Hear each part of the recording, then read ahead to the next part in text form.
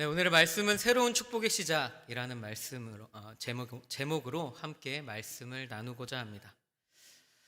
여러분들 중에 혹시 영어 시험이나 어떤 시험을 준비해 보신 적 있으십니까? 한 번도 나는 시험 준비 안 해보셨다 하시는 분 계시면 그 양말 벗고 또 하려고 했는데 그러면 또 너무 경망스러울 것 같아서 여러분, 우리가 무언가 시험을 준비하려고 할 때 참 여러 가지 것들을 준비하는데, 요즘 청년들이 영어 시험을 준비할 때 참 비싼 학원들을 많이 다닙니다. 여러 학원들을 다니는데 토익이든 토플이든 탭스든 여러 가지 시험을 준비하려고 학원에 가기는 하는데, 학원에 가서 계속 여자친구만 만난다면, 학원에 가서 하라는 공부는 안 하고 계속 노트에 만화만 그리고 있다면 영어 점수가 오를까요? 내려갈까요? 신기하게도 올라가더라고요. 농담이고요. 우리가 본연의 어떤 목적을 가지고 무언가를 공부하려고 할 때에 꼭 그곳에 가 있는다고 해서 우리의 실력이 향상되는 것은 아님을 우리는 잘 알고 있습니다. 영어를 공부하기 위해 학원을 다닌다고 하면 영어 학원에 가서 영어를 공부해야 합니다. 다른 것들을 보는 게 아니라, 다른 것들 여타 막 여러 가지 것들이 있지만 학원에 있는 인테리어를 보고 친구들을 보고 여러 가지를 보는 것이 아니라 가서 영어를 보아야 합니다. 영어를. 어쩌면 목표로 하는 점수를 이루기까지 가장 빠르게 갈 수 있는 것, 그것은 그 영어 학원에 갔을 때 영어에 초집중하는 것, 그것이 가장 목표한 점수를 빠르게 이룰 수 있는 길이다라는 것을 우리는 잘 알고 있습니다. 우리가 신앙생활 할 때도 마찬가지 아니겠습니까? 우리가 신앙생활을 하고 있는데, 왜 우리는 10년 신앙생활을 하고 20년, 30년, 40년, 많게는 50년, 60년, 70년 이렇게 신앙생활을 하시면서도 더러 우리의 마음에 아유, 저렇게 신앙생활을 하면 되나 싶은 분들이 계실 수도 있지만, 마음으로만 생각하시고 대답하지 마세요. 옆에 계신 분들이 그렇다 할지라도 결국 나 자신을 돌아봐야 되는데, 왜 나는 신앙생활을 10년 하고 20년 하고 30년 했는데도 내 신앙은 아직도 거기서 거기일까? 그런 고민 해보신 적 있지 않으십니까? 안 해보셨다면 이참에 한번 해보시기를 부탁드립니다.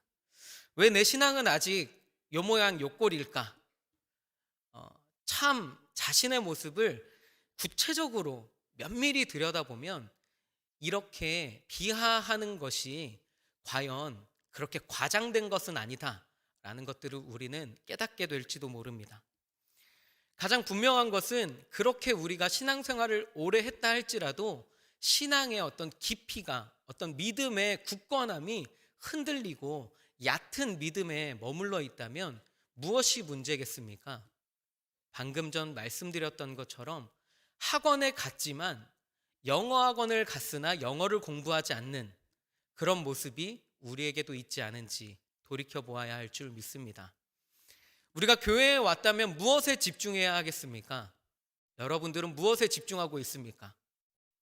여러분들 옆에 계시는 그 권사님의 아름다운 그 헤어스타일을 관람하시고, 아유, 오랜만에 본 친구들 얼굴 반갑다고 그렇게 일주일에 한 번 조우하는 친구들과 인사 나누시느라, 혹은 교회에서 해야 하는 여러 가지 봉사들에 집중하느라 우리가 마땅히 집중해야 할 것들에 집중하지 못하는 모습을 보이고 있지는 않은지 돌이켜 보시기를 바랍니다. 우리가 교회에 나왔다면 집중해야 하는 것, 그것은 단연코 하나님일 줄 믿습니다.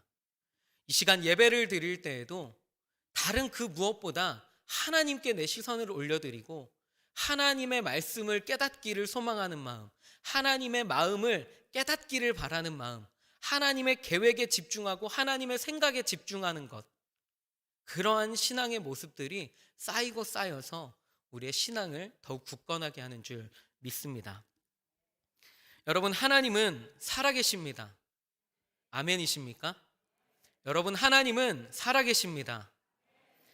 그런 하나님을 여러분들 만나셔야 합니다. 살아있다는 건 들리기도 하고 보이기도 하고 느껴지기도 하는 것을 의미합니다. 하나님이 살아계시기에 우리는 하나님을 볼 수 있고 들을 수 있고 느낄 수 있습니다. 그렇게 우리가 주일마다 예배에 나오는 것, 그것은 살아계신 주님을 만나기 위함입니다.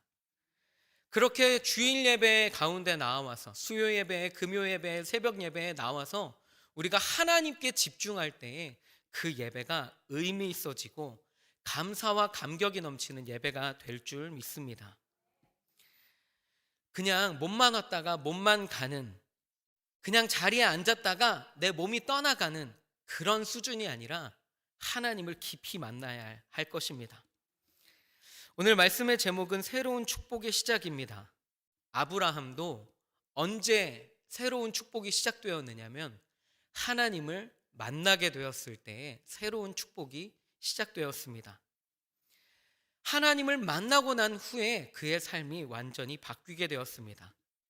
하나님을 만나게 된 것이 그의 삶에 새로운 축복이 되었음을 믿고 이 시간에 그 말씀을 함께 세 가지로 나누고자 합니다. 첫째로 나눌 것은 말씀을 들을 때 축복이 시작되었다는 것입니다. 말씀을 들을 때 축복이 시작되었습니다. 우리 옆에 계신 분들과 이렇게 인사 나누실까요? 말씀을 들을 때 축복이 시작됩니다.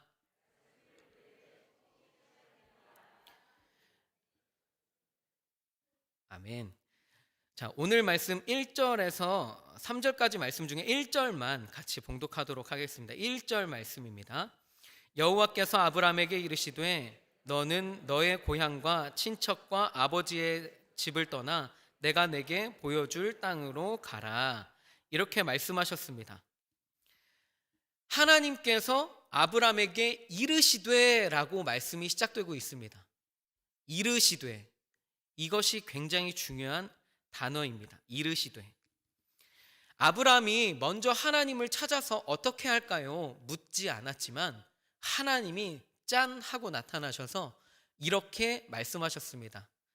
여호와께서 아브라함에게 이르시되, 하나님의 말씀이 아브라함에게 임하게 되었을 때에 새로운 축복이 시작되는 것을 볼 수가 있습니다. 하나님께서 그 뜻을 우리에게 보여주시는 것, 혹은 하나님께서 그 모습을 우리에게 보여주시는 것, 그것을 두 글자로 계시라고 이야기를 합니다. 계시. 이 계시에는 두 가지 종류가 있는데 자연 계시가 있고 일반 계시가 있고 하나는 특별 계시가 있습니다. 일반 계시는 무엇이냐면 일반적으로 나타나는 현상들을 통하여서 하나님을 깨달을 수 있는 것들을 의미합니다. 자연을 바라보면서 해가 뜨는 것들을 바라보고 해가 지는 것들을 바라보며 아유, 저걸 만드신 하나님이 얼마나 아름다우신 분일까라고 생각하는 것, 이것이 바로 자연 계시입니다. 또 반대로 특별 계시라는 것이 있는데 특별 계시는 하나님께서 목적을 가지고 특별한 방법으로 우리에게 자신을 알려주시는 것입니다. 그 대표적인 것이 바로 성경입니다. 성경. 하나님께서 우리에게 성경을 말씀하여 주셨죠. 디모데후서 3장 16절에 보면 이렇게 말씀하고 있습니다. 모든 성경은 하나님의 감동으로 된 것으로 교훈과 책망과 바르게 함과 의로 교육하기에 유익하니 라고 말씀하고 있습니다. 성경이 무엇으로 되었다고요? 하나님의 감동으로 되었다. 즉 하나님께서 사람의 마음에 감동을 주셔서 하나님을 잘 나타내도록 쓴 책이 바로 성경입니다. 성경을 보면 우리 또한 살아계시는 하나님을 느낄 수 있고 하나님의 생각을 깨달을 수 있고 하나님의 마음을 느낄 수가 있습니다. 왜 이렇게 설명이 길었느냐면 오늘 말씀에 나온 아브라함은 자연 계시를 통해 하나님을 깨달았습니까? 아니면 특별 계시를 통해 하나님을 깨달았습니까? 여호와께서 아브라함에게 이르시되 말씀하셨죠. 말씀하신 것은 자연 계시예요? 특별 계시예요? 특별 계시입니다. 특별하게 아브라함에게 말씀해 주신 거예요. 그렇게 말씀을 듣게 되었을 때에 그의 삶이 변화되기 시작했습니다.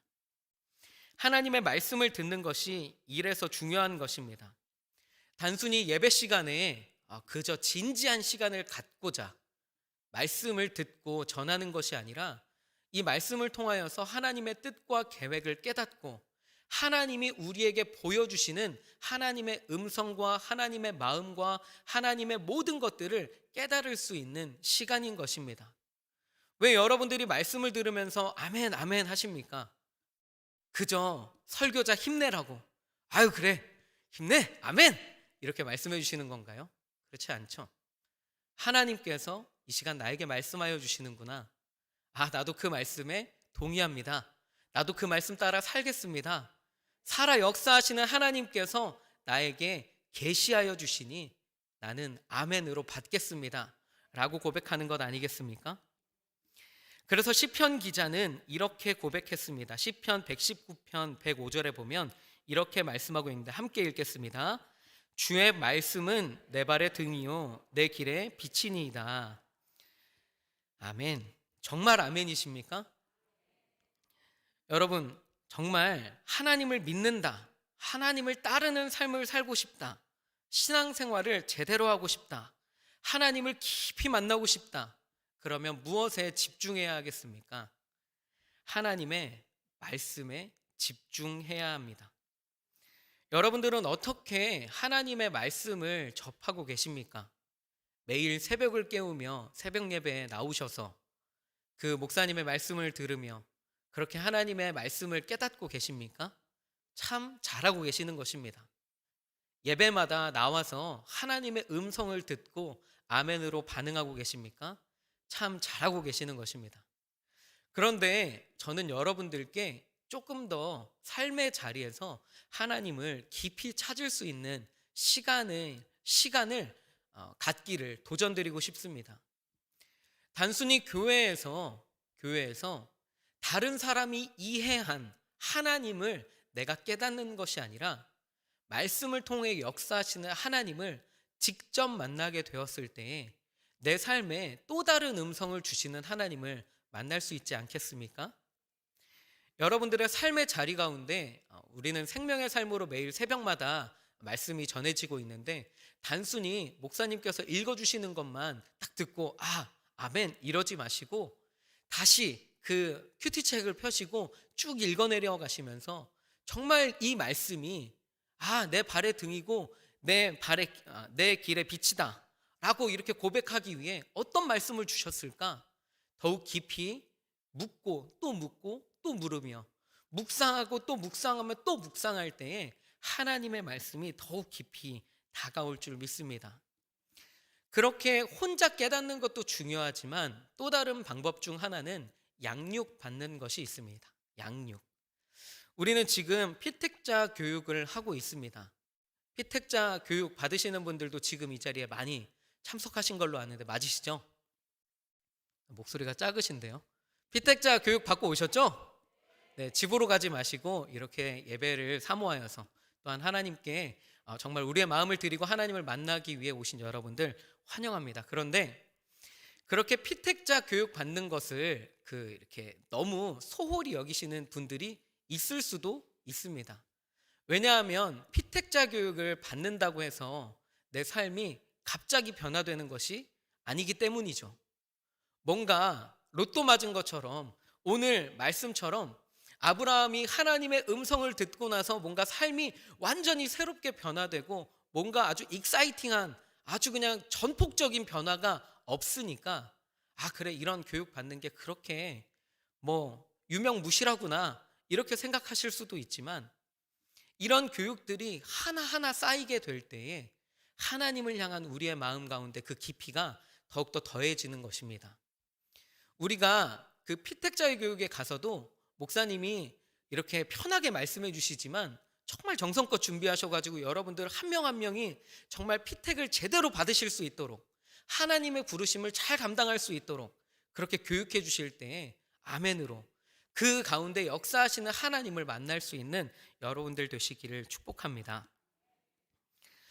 오늘 말씀 정말 말씀을 들음으로 새로운 축복의 시작을 열어갔던 아브라함처럼 여러분들 또한 성경을 통해 또한 양육을 통해 그렇게 하나님의 말씀을 깊이 배우고 그렇게 삶이 축복의 시작이 되는 여러분들 되시기를 축복합니다. 둘째로 말씀하시는 것은 리스크를 감당하는 순종이 필요하다 말씀하십니다. 우리 같이 옆에 계신 분들에게 또 이렇게 인사 나누실까요? 리스크를 감수하는 순종이 필요합니다. 오늘 말씀 4절입니다. 4절 말씀을 함께 봉독합니다. 이에 아브라함이 여호와의 말씀을 따라갔고 롯도 그와 함께 갔으며 아브라함이 하란을 떠날 때에 75세였더라. 아멘. 자, 여기서 보면 말씀에서 아브라함이 여호와의 말씀을 어떻게 했다고 나오고 있나요?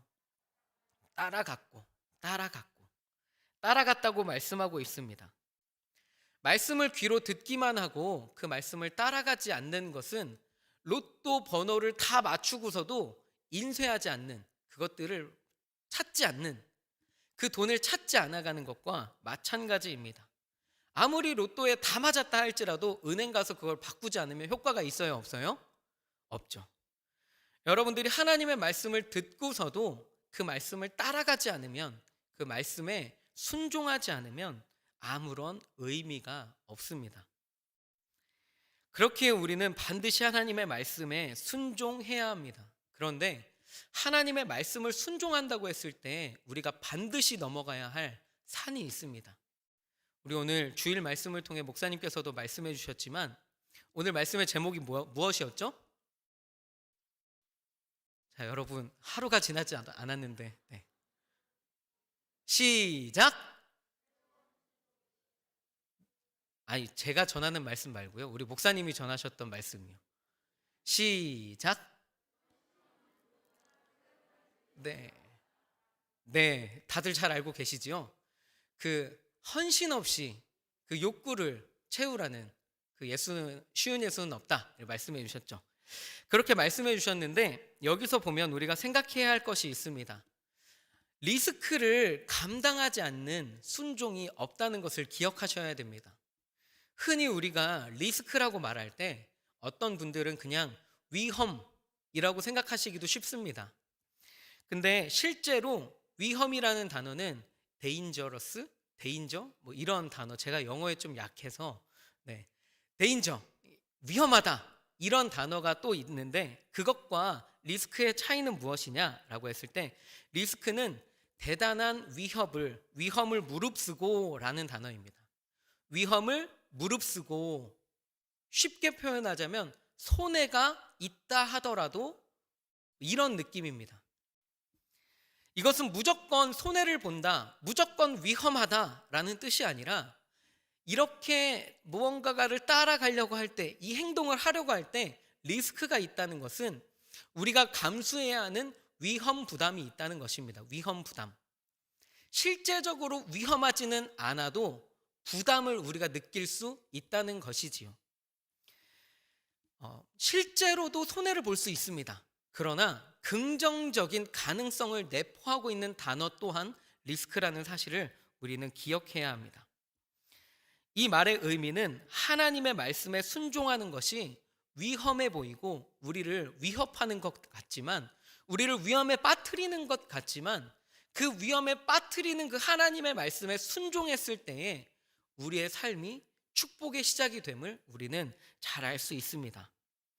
오늘 말씀에 그러면 아브라함에게 위험 요소가 되었던 것은 무엇일까요? 우리 1절 말씀 다시 한번 봉독하도록 하겠습니다. 1절 말씀입니다. 여호와께서 아브라함에게 이르시되 너는 너의 고향과 친척과 아버지의 집을 떠나 내가 내게 보여줄 땅으로 가라. 여기서 보면 아브라함이 버려야 할 것들에 대해서 이야기하고 있습니다. 무엇을 버리라고 했죠? 첫째로 고향을 버리라고 했고 친척과 아버지의 집을 버리라고 했습니다. 그에게 삶의 기반을 버리라는 하나님의 음성이었죠. 물론 그가 가지고 있는 소유들은 가지고 갔다 하지만 그 아버지가 가지고 있던 부에 비하면 극히 일부 아니었겠습니까? 굉장히 떵떵거리고 잘 사는 집안이었을 텐데 그 집안에서 친척도 버리고 아버지의 집을 버리고 모든 것들을, 고향을 버리고 새로운 여정을 떠난다는 것, 굳이 아브라함에게는 필요하지 않은 위험 부담이었습니다. 삶의 베이스를 전부 없애라. 정말 안전하지 않은 모험을 왜 하나님은 하라고 하셨을까? 그 불확실한 미래에 왜 하나님은 아브라함을 던지라고 말씀하셨을까? 이것이 바로 리스크라는 것을 기억하시기 바랍니다. 불확실성에 노출되면서 이것이 긍정적으로도 다가올 수 있고 부정적으로도 다가올 수 있습니다. 우리는 익히 들어서 알고 있지만 아브라함이 하나님의 말씀에 순종했을 때, 그래, 아브라함의 삶이 변화되었어, 새로워졌어, 믿음의 조상이 되었어 라고 이렇게 기억하고 있지만, 지금 이 당시의 아브라함에게는 까마득히 먼 미래를 놓고 갑자기 삶의 모든 것들을 버리라는 하나님의 음성이었을 것입니다. 그때에 아브라함이 했던 행동, 아까 읽으셨죠? 말씀을 따라갔고 라고 말씀하고 있습니다. 이것이 바로 리스크를 감수하는 순종의 모습입니다. 여러분, 우리가 신앙생활을 할 때 순종 없이 한다는 것은 그림의 떡을 매일 보고 있는 것과 마찬가지입니다. 그림의 떡을 보고만 있으면 배가 부를까요? 그렇지 않습니다. 보면 볼수록 살이 찔까요? 그렇지 않습니다. 배가 고파서 살이 부으면 부었지 살은 찔 수가 없습니다. 그때 우리에게 필요한 것은 하나님의 말씀에 순종하는 것입니다. 어쩌면 하나님의 말씀을 내가 취하기에 너무 큰 리스크를 감당해야 할 것 같은 불안함과 위험을 느낄 수도 있습니다. 그러나 우리의 삶은 언제나 모험이라는 것을 여러분들도 잘 알고 계십니다.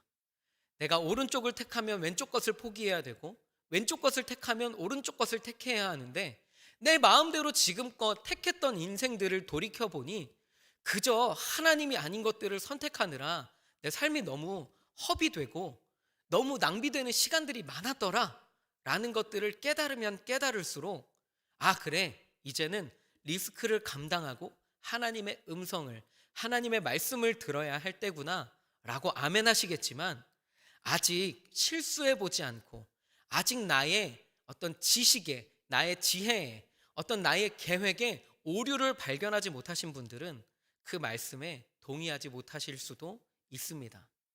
그러나 여러분들께 도전을 드리기는, 여러분, 리스크를 감당하는 순종이 여러분들 안에 있기를 축복합니다. 하나님은 절대 거저주시는 것이 없습니다. 우리가 하나님께 그 복을 받을 수 있는 믿음이 있는지 없는지를 시험하실 텐데, 그 믿음의 시험에 통과하여서 정말 리스크를 감수하고 하나님의 말씀에 순종할 때에 하나님께서 주시는 축복을 마음껏 누리는 여러분들 되시기를 축복합니다. 세 번째로 나눌 것은 제단을 쌓을 때 축복이 시작된다 말씀하십니다. 우리 옆에 계신 분들에게 또 이렇게 고백할까요? 제단을 쌓을 때 축복이 시작됩니다. 자, 오늘 말씀 7절 말씀만 함께 봉독하도록 하겠습니다. 7절 말씀입니다. 여호와께서 아브라함에게 나타나 이르시되 내가 이 땅을 내 자손에게 주리라 하신지라. 자기에게 나타나신 여호와께 그가 그곳에서 제단을 쌓고 라고 말씀하고 있습니다. 오늘 말씀에서 보면 그 아브람은 하나님의 말씀을 듣고 그대로 실천에 옮기는 삶을 살았습니다. 그러면서 동시에 했던 것이 무엇이었냐면 제단을 쌓았습니다. 오늘 말로 하면 예배를 드렸다는 것입니다. 가는 곳마다 하나님의 확실한 음성이 들릴 때마다 아브라함은 예배를 드렸습니다. 그곳에서 하나님께 영광을 올려드렸습니다. 이것이 바로 새로운 축복의 시작임을 믿으시기 바랍니다.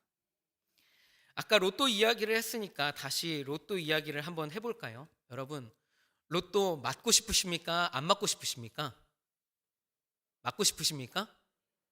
안 맞고 싶으십니까? 반반으로 나뉘어지시는 것 같은데, 여러분, 로또를 맞는 것이 축복인 사람들이 있고 로또를 맞는 것이 불행인 사람들이 있습니다. 로또를 맞았을 때, 로또에 당첨됐을 때 축복인 사람들은 어떤 사람들이겠습니까? 그 큰 돈을 사용할 지혜와 그 능력을 가진 사람들이 로또에 당첨되면 그것은 축복이 됩니다. 뭐 10억이 생기든 20억이 생기든 60억이 생기든 100억이 생기든 그 돈을 어디에 어떻게 재테크해야 하고 이걸 어떻게 써야 하고 이것들을 잘 알고 있는 사람들은 그 돈이 생겨도 절대 흔들리지 않습니다. 그런데 대부분의 사람들은 그 능력을 가지고 있지 않은 채 로또에 당첨되게 됩니다. 로또에 당첨된다. 그것이 축복이라 생각했지만 그 돈을 어떻게 쓸 줄을 몰라서 옆에 있는 친구들과도 이웃들과도 관계가 멀어지기 시작하고 사람들에게 속고 돈을 뜯기고 그러면서 세상이 싫어지고 그래서 심지어 자살하는 사람들도 많다고 이야기들을 하지요. 저도 아직 로또를 맞아보지 않아서 그 기분을 잘 알지 못하겠지만 더러는 그렇게 말씀하더라고요. 이렇게 로또를 맞는 것이 꼭 행복한 일은 아니더라 말씀하는 것이지요. 신앙인들에게도 마찬가지입니다. 여러분, 우리에게 하나님께서 축복을 주실 때 우리가 감당할 수 없는 만큼 축복을 주시면 우리는 그것을 축복으로 누리며 살 수 있을까요? 아니면 그것이 오히려 저주처럼 느껴질까요? 어쩌면 쉬운 문제다 생각할지 모르겠습니다. 우리가 하나님 앞에 축복을 받으면 무조건 좋지. 하나님께서 우리에게 돈을 이만큼 주시고 관계를 이만큼 늘려주시고 내 삶을 풍성하게 해주시면 무조건 좋지 라고 말씀하실지 모르겠습니다. 그런데 이스라엘 백성들은 그렇지 않았습니다. 여러분들도 잘 알고 계시는 이야기입니다. 이스라엘 백성들이 가나안 땅으로 정탐 갔을 때 그 땅에 젖과 꿀이 흐르는 땅이다. 비옥한 땅이다. 과실들이 아주 그냥 으리으리하게 크다라고 이렇게 이야기했지만 그들의 마음에는 내심 어떤 마음이 있었습니까? 그들 앞에 서면 우리는 메뚜기 같다. 하나님은 축복이다 말씀하셨지만 이스라엘 백성들은 저주다 이야기했습니다. 하나님은 그 큰 것들을 주시려고 했지만 이스라엘 백성들은 그 큰 것들이 저주라 느껴졌습니다. 그래서 하나님이 축복이라 말씀하신 것들을 거절하고 거부했습니다. 그 벌로 광야 생활을 하게 되었지요. 여러분, 우리의 삶에도 이것이 과연 축복인가 저주인가 깨닫지 못할 때가 있습니다. 이 친구를 사귄 것이 정말 축복일까? 이 교우와 깊이 있는 관계를 맺는 것이 정말 큰 축복일까? 혹은 내가 이 직장에 들어가는 것이 혹은 내가 무엇을 하는 것이 어떠한 것을 하는 것이 정말 내게 축복인가 저주인가 이것들을 혼란스러워하는 혼동하는 분들이 계십니다. 그럴 때 우리는 무엇으로 그것이 축복인지 아닌지를 가늠할 수 있을까요? 그것은 바로 예배로 그 중심을 잡아야 하는 것입니다.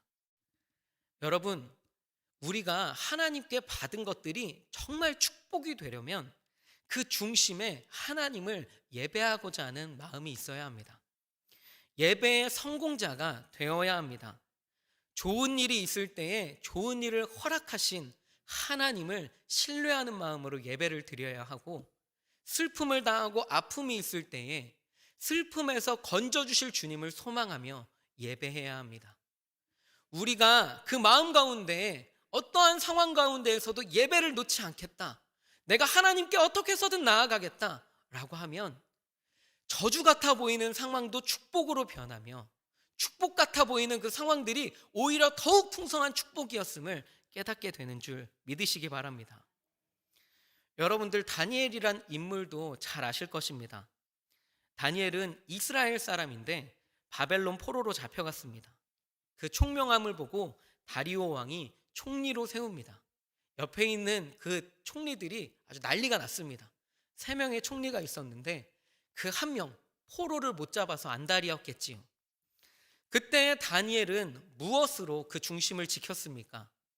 단 한 가지, 하나님 앞에 무릎 꿇고 기도하는 그 예배자의 모습을 잃지 않았다는 것입니다. 여러분, 우리가 코로나로 인해 혼란스러운 시기를 지나고 있습니다. 그때 우리가 집중해야 할 것이 무엇이겠습니까? 라고 했을 때 단언컨대 그중 한 가지는 바로 예배여야 합니다. 다른 사람들이 보이지 않을 때 내가 예배의 자리에 나와야 하고, 내가 예배의 자리를 지키며 다른 사람들이 예배의 자리로 나아올 수 있도록 권면하고, 그래서 우리 모두가 예배를 회복할 때에 우리 교회가 다시금 코로나 이전의 모습으로 회복되게 될 줄 믿습니다. 여러분, 예배에 집중하는 사람이 인생의 성공자다라는 말이 있습니다. 이것을 고백하며 예배에 집중할 수 있는 여러분들 되시기를 바랍니다.